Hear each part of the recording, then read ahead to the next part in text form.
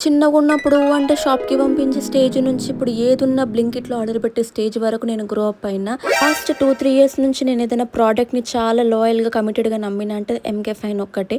నేను daily skin care, body care చేస్తానా అంటే కాదు. నాకెప్పుడు టైం కుదిరితే అప్పుడు. Behind my healthy skin this is the reason. తర్వాత కిచెన్‌లోకెళ్ళి కొన్ని పల్లీలు ఫ్రై చేసి, మంచిగా కొత్తిమీర, పచ్చిమిర్చి ఏసి, మంచి చట్నీ చేసినా అన్నమాట.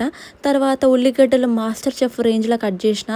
ఏ రేంజ్‌లో కట్ చేసినా అంటే నా కళ్ళు, ముక్కు మొత్తం ఒక రేంజ్‌ల ఎవరో కొడితే ఏడుస్తారు చూడు, ఆ రేంజ్‌లో ఏడ్చినట్టు అయిపోయిందన్నమాట. సరే అక్క ఇంతకి ఏం చేస్తున్నావు? ఇప్పుడు ఏంది నీ ప్రయత్నము అంటే మంచి మసాలా దోస చేయాలని ఫిక్స్ అయినారా నేను పొద్దున్నే.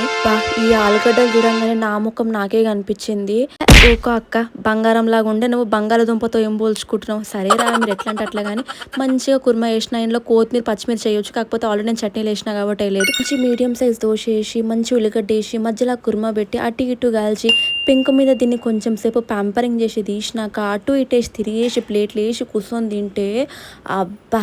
డీజే టిల్లులో మా అన్న అంటాడు చూడు బట్టలు చింపుకోవాలని చెప్పి ఆ డైలాగ్ కొట్టేసింది మా మమ్మీ కూడా ఈరోజు. తిన్నాక ల్యాప్టాప్ ముంగటేసుకొని కూర్చుంటే 3 గంటలకు లేచిన మా మమ్మీ మంచిగా బీన్స్ కర్రీ పన్నీర్ వేసేసింది. సూపర్ ఉంది. తర్వాత ఒక 2 గంటలు అట్లా పడుకున్నాక మంచిగా హెడ్ బాత్ చేసిన.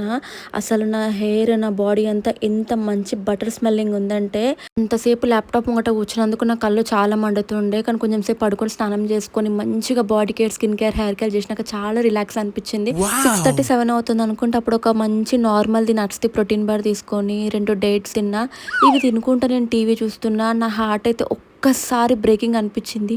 ఒకటే ఇంట్లో ముగ్గురు కూతుర్లా అంటే మేము కూడా ముగ్గురం ఆడపిల్లలమే అన్నమాట మా ఇంట్లో. ఘోరం భయము ఏందంటే ఇది మా ఏరియాకి దగ్గరలోనే చెవెళ్ళ. నేను డైలీ రెగ్యులర్‌గా చూసే బస్సు, ఎక్కే బస్సు అన్నమాట. నాకైతే నైట్ అంతా అసలు ఏమీ తోచలేదు. ఒక్కరంటే ఏమనుకోవచ్చు. ఒకటే ఇంట్లో ధైర్యం చెప్పి చదువుకొని జాబ్ చేస్తున్న ముగ్గురు ఆడపిల్లల